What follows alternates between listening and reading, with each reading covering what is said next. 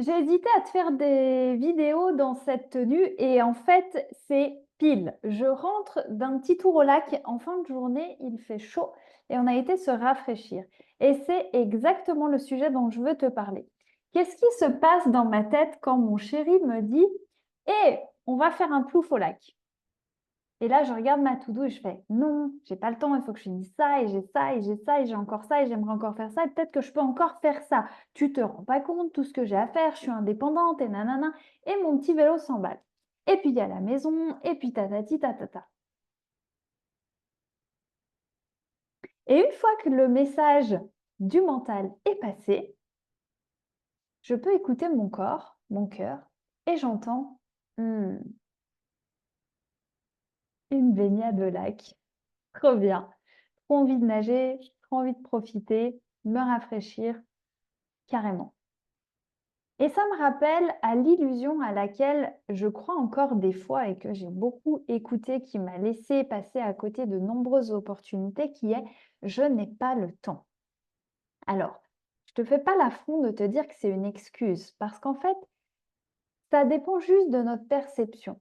Lorsque on est dans ce schéma-là, clairement, on n'a vraiment pas le temps.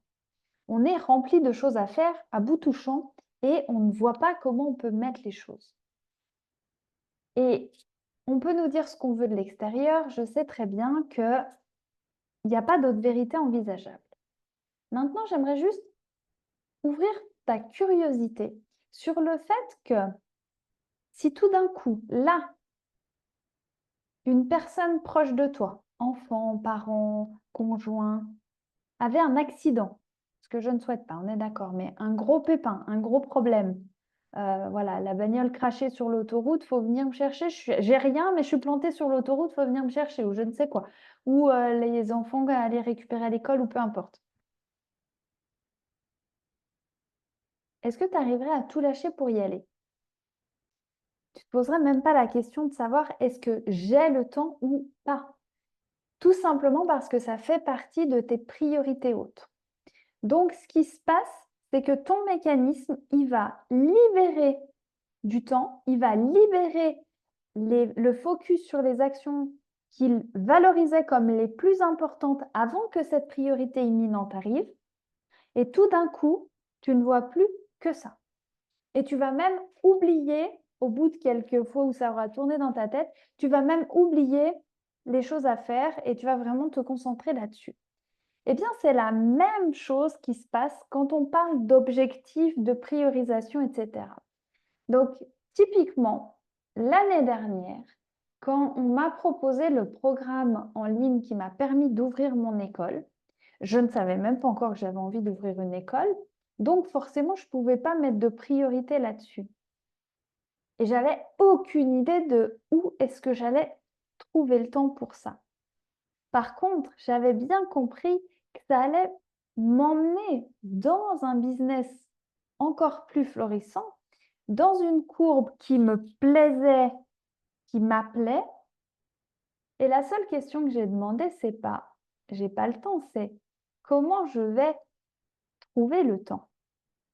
Et Einstein va même plus loin et nous dit que le temps, on le crée. Donc, le temps, ce n'est pas quelque chose qu'on a. Tu as remarqué, tu ne peux pas le tenir, tu ne peux pas le palper, ton temps. Le temps, c'est quelque chose que l'on crée, que l'on prend. Donc, ouais, la juste phrase, c'est: le temps, ce n'est pas quelque chose que l'on a, c'est quelque chose que l'on prend. Donc, c'est facile à dire, c'est moins facile à entendre. Aujourd'hui, quand je suis dans ce truc et j'entends mes croyances qui me disent: «Tu n'as pas le temps, tu dois ci, tu dois ça, c'est mieux de faire ça, nanana», je sais que simplement, il veut me garder là, il veut m'encourager à faire ce que lui estime bon, qui va me mettre en sécurité. L'ego, il cherche toujours la sécurité. Donc, c'est rassurant de me faire travailler encore plus parce que ça va générer encore plus d'argent et donc je me sentirai encore plus en sécurité. Ça, c'est le mécanisme de mon petit vélo à moi. Mais simplement, quand je regarde au-delà et que je me dis: «OK, mais quand je serai sur mon lit de mort, les regrets que je vais avoir, c'est de ne pas avoir profité du quotidien qui est là. et d'avoir fait que travailler. Donc, qu'est-ce qui est important pour moi? Qu'est-ce qui est prioritaire pour moi? Bien, mon chéri, on va faire un plouf au lac. Et quand je rentre et que je suis détendue et que j'ai déconnecté de ce mécanisme, tout d'un coup, je regarde ma to-do et elle me semble beaucoup moins importante, beaucoup moins inévitable.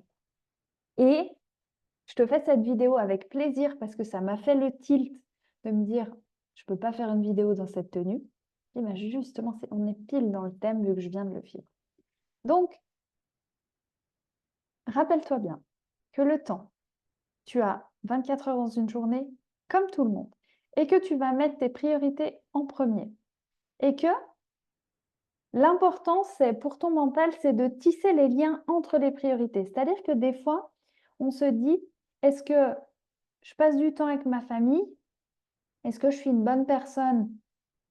Voilà, est-ce que je suis au bon endroit? Je passe du temps avec ma famille parce que c'est ma priorité. En même temps, j'ai envie de travailler. Pourquoi j'ai envie de travailler? Si je vais travailler, je suis plus auprès de ma famille. Mais peut-être que travailler, ça permet aussi de passer du temps de qualité différemment. Donc, tu vois, il y a plein de liens que tu vas pouvoir créer dans ta tête.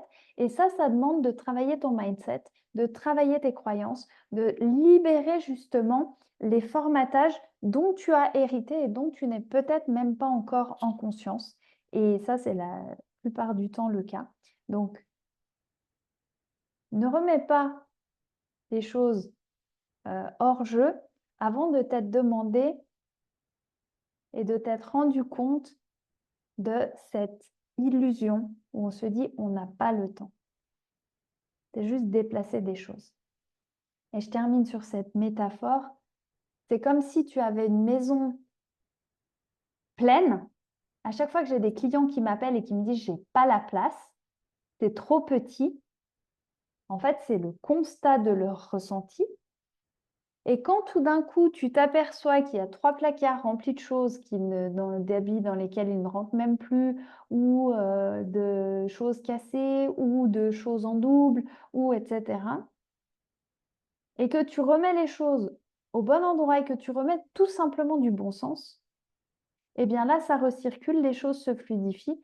Et c'est comme ça qu'une fois, j'ai accompagné des clients qui voulaient agrandir leur maison dans un home organizing et qu'en un samedi après-midi, eh bien finalement, il n'y avait plus besoin d'agrandir la maison. Voilà, ce n'était pas forcément bon pour mon business, mais c'était le mieux pour eux.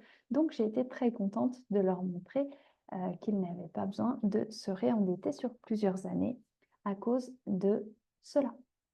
Allez, à toi de jouer avec ton planning, avec tes croyances. Si tu as besoin d'aide, lance-nous un SOS, pose-nous des questions en commentaire, mets tes avis là-dessus. Et j'espère que ça résonnera et que ça t'aidera à faire de la place pour les choses qui sont vraiment importantes pour toi, afin que quand tu sois sur ton lit de mort, eh bien, les regrets, il y en ait zéro.